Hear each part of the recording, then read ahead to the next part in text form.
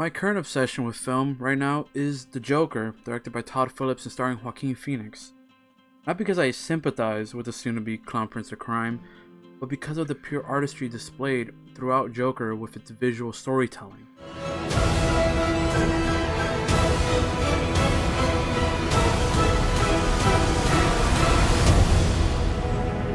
Now, I know this may seem like a jump from my usual content, but when I started Varied Geek, I didn't want it to just be either delve deep into a reaction channel or just an anime only channel. I know it's not usually good for YouTube creators to create a channel that does everything. But to me, the reason I started it, and you can look back on the channel all the way at the beginning, the first thing I uploaded was a short film that I created. And my love for film also delved into reviews when I first started, until I switched and shifted into more anime focused things. That is why today I found a movie that has really struck a chord with me on the pure artistry level. Now again, I don't endorse anything that the Joker did in the movie. The movie doesn't endorse it either. So if you're gonna go watch it right now before you jump in, because this is definitely gonna be a spoiler kind of topic, because I'm gonna talk about obviously a lot of visuals in the movie and what they mean to me. So if you haven't seen Joker, stop the video now or mute it, watch the video, and just go watch the film yourself and enjoy it, and then interpret how you interpret the character. Because now we're going to delve into Joker and how it displays the art of visual storytelling. It's no secret this movie is surrounded by controversy and by people who hate it or love it or just don't know what to think about it. Most of the time I can agree with all points of views because it's a film that is about a psychopathic killer. The movie is one word: disturbing. The way we watch a man slowly crumble throughout the film into becoming nothing, succumbing to his darkness, and becoming the person he really is on the inside. Ironically, this time around, it's not a good thing, because the story that Arthur goes on from the beginning of the film to the end of the film, it is shown through his postures, through his dancing, through his attitude, the way he speaks, and most importantly, his laughter. Which brings me to my next point, the staircase.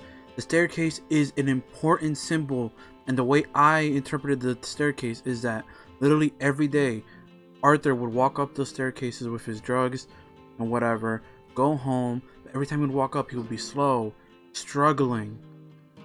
But when he becomes the Joker, he is gleefully going down the stairs, and it's daylight, it's not dark anymore.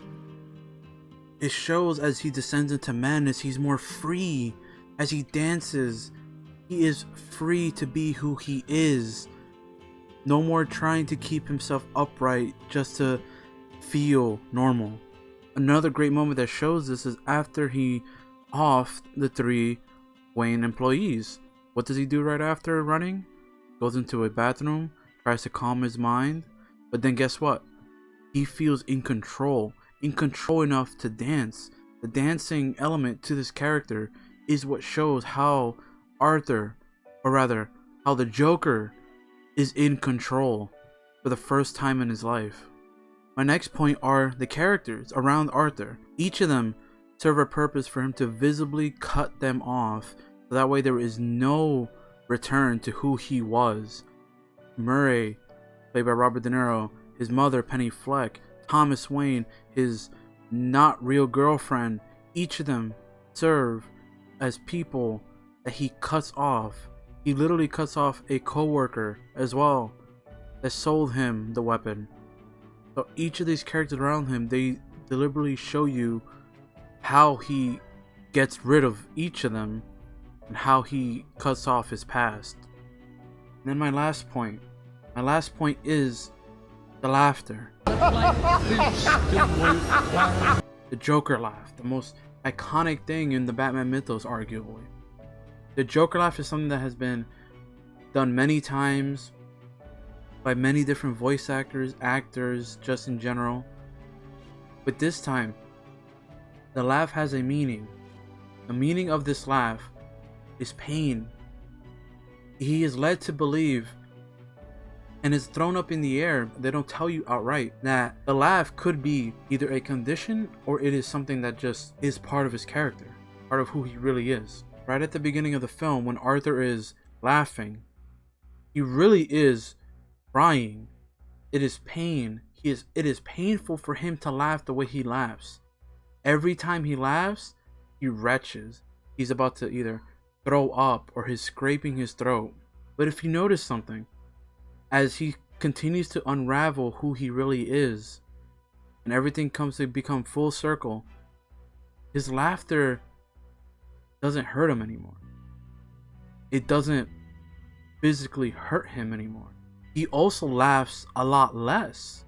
Even when he's talking to Murray at the end, the way he's talking to him and the joke that Murray made, he laughs very fake. Very, like he knew that wasn't funny to him. To your fear and sorrow. And he laughs nonetheless.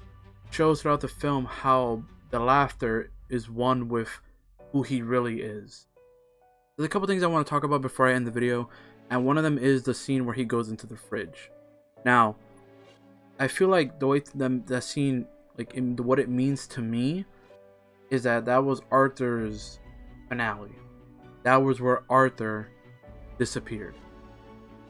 After that, he goes and investigates about his mom, figures out the truth, and then Arthur is no more.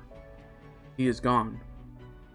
The second thing I also wanted to mention before I left was the slight differences in the posturing in this one scene particularly, where Arthur's writing in his journal and he's very cautious. He doesn't really like writing in it.